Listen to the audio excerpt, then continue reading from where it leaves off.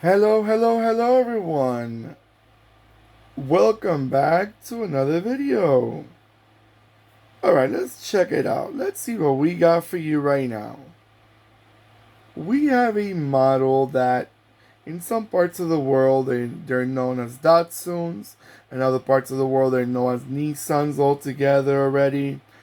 Now what we have in front of us, just to give you a proper presentation, it's a 143 scale resin model, by the way, 1974 Nissan Cherry F-11.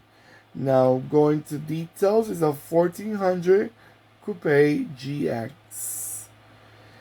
Now, this model right here, it started, they came out actually in 1970. 1970. And like I said, in some parts of the world, these cars were called Datsuns. In some other parts of the world, these cars are already called Nissans. It really depends on where you live. But it's the same model altogether. You know, Nissan, Datsun, they're the same brand literally. And they just did a transition fully to be Nissan only in the mid, I would say mid 80s.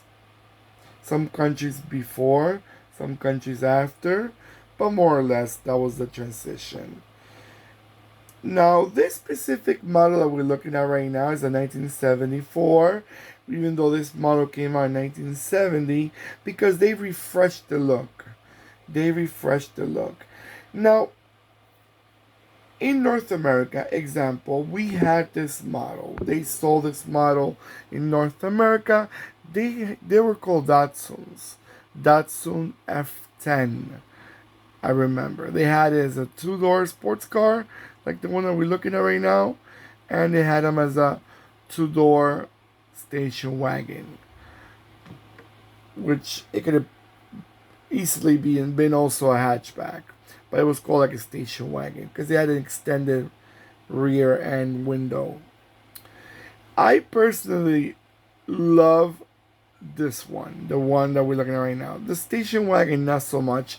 I also have it as a die cast, but this one, I think the rear end win, window, it reminds me of the Renault Fuego with that big window in the end, curved to the edges. And this color is a standout. It's a standout to me. I love the shape. It was a weird shape. I love the rear end more than the front end, to tell you the truth. Now, engine wise, let's talk about engine wise. Engine wise, on this model, they were very small. They had a 1.0 and a 1.2. Four-cylinder, all of them. And it had a four-speed manual transmission. Very basic. They didn't have them as an automatic. In the early 80s, especially the Japanese cars that were exported to North America, most of them were manuals. Even though in North America, manual is not the most chosen transmission, but they did sell a few. Not We're not talking about this model now, but they did sell a few other Japanese models with automatic transmission. It was just not the most common way to go. Alright guys, so I'm gonna let it go around a few times and I'll be right back.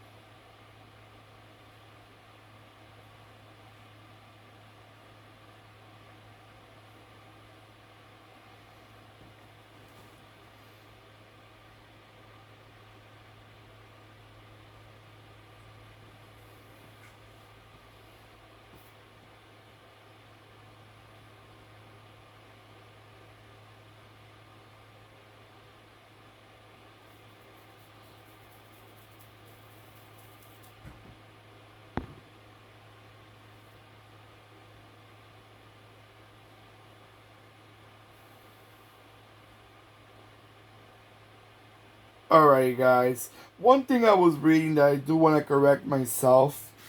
Again, when this model came out, was already the second generation.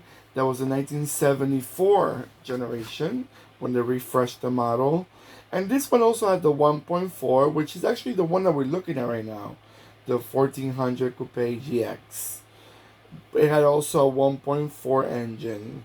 So I wanted to make sure that it was also in the video because I didn't say before. I only said 1.0 and 1.2. But still very small engines, They were small cars, small engines, quite cheap to own. Datsuns were very known, and Nissans back in the 70s and 80s, they were known to be very cheap to own, very good in gas. And let me tell you, they had an era, especially with Datsun and like I said, Nissan connected to it. In the 70s and early 80s, I would say, they were quite weird looking cars, but nice, attractive at the same time.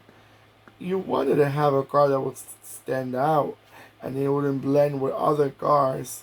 And I think this one was a perfect example. Now, this model specifically in North America, they sell in big numbers like other Datsuns did. Not sure why. Maybe it was too small. Maybe it was not the most attractive for their eyes. But it was not the most accepted Datsun Nissan. Alright, guys. Don't forget to give me that beautiful thumbs up that I always remind you guys. I appreciate when you guys do it. Thank you for following me. Thank you for commenting below. Let me know where you guys are from, what vehicles you like to see, what models you're interested in showing, what you collect. I would love to know what you guys collect, what scale, what models you have, and where you guys are from altogether, what country. Alright, don't forget to click and subscribe and then click the bell next to the subscribe button. That will remind you when I'm posting more videos. Take care of yourselves more than ever. And goodbye.